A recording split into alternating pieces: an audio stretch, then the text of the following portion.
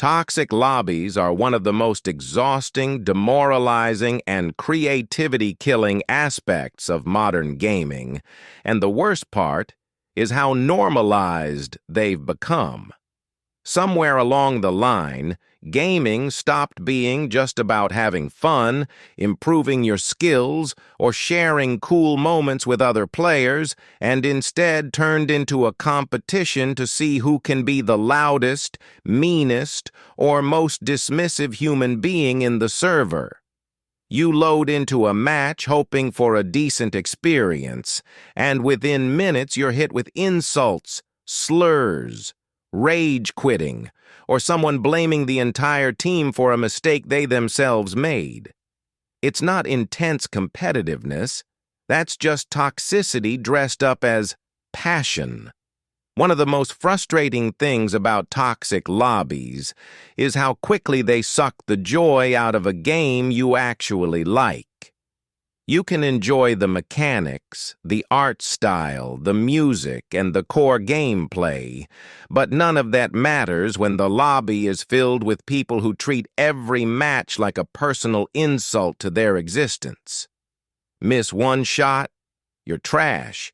Try a new strategy, you're throwing. Don't clutch a 1 versus 5. Suddenly you should uninstall. It doesn't matter that you're learning, experimenting, or just playing to relax. Someone will always be there to make sure you feel terrible about it. What makes this even worse is that toxic players often don't realize how bad they are for the game's ecosystem. They chase away new players, burn out casual ones, and create an environment where only the angriest, most aggressive voices stick around. Then those same people complain that the game is dead, or that matchmaking is terrible without realizing they helped make it that way. Nobody wants to stick around in a community where every mistake is met with ridicule instead of support. A game can have perfect balance and amazing content, but if the community is hostile, it will rot from the inside out. Voice chat and text chat, while powerful tools for teamwork, are also some of the biggest enablers of toxicity.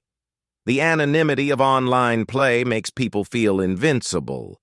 They say things they would never dare say to someone face to face because there are no real consequences. You're just a username, not a person.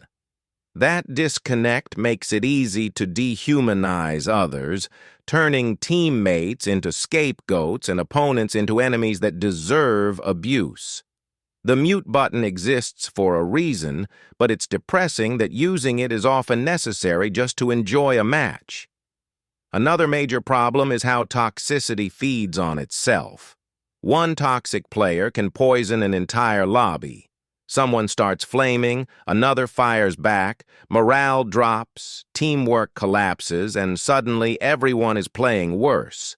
Then, ironically, the toxic players use that poor performance as proof that their teammates are bad, justifying even more abuse. It's a self-fulfilling cycle that turns a winnable game into a guaranteed loss, all because someone couldn't handle frustration like an adult.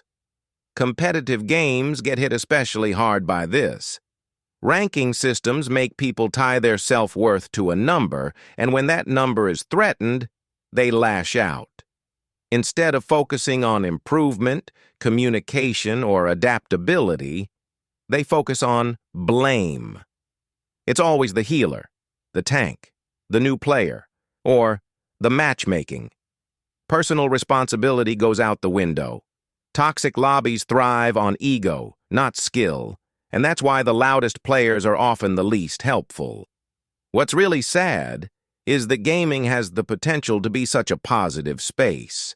At its best, multiplayer games encourage cooperation, quick thinking, and shared excitement. They create moments you remember for years. Comebacks, clutch plays, hilarious failures, and unexpected friendships. Toxic lobbies rob players of those moments. They replace excitement with anxiety and turn a hobby into a chore. Instead of thinking, I can't wait to play, people start thinking, do I even want to deal with this today? The excuse that trash talk is part of gaming only goes so far. There's a huge difference between playful banter and straight-up harassment. One builds rivalry and energy. The other just makes people miserable. Toxic players love to blur that line because it gives them an excuse to be cruel without accountability. But the reality is that most players aren't offended because someone joked. They're exhausted because someone crossed the line and kept digging.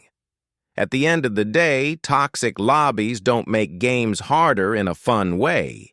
They make them worse.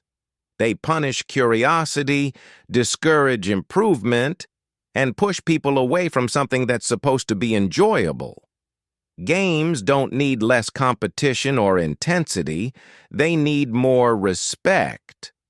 Until that becomes the norm, toxic lobbies will remain one of the biggest reasons people stop playing games they otherwise love. And the worst part is how predictable toxic lobbies have become. You can almost script them. Someone dies early and instantly starts typing. Someone else responds with sarcasm. A third person gives up entirely and starts half playing or griefing. The match spirals. Not because the enemy team is better, but because your own lobby imploded from the inside. It's honestly impressive how fast people are willing to sabotage themselves just to protect their ego. Winning stops being the goal. Proving you weren't the problem becomes more important, even if it costs the entire team the game.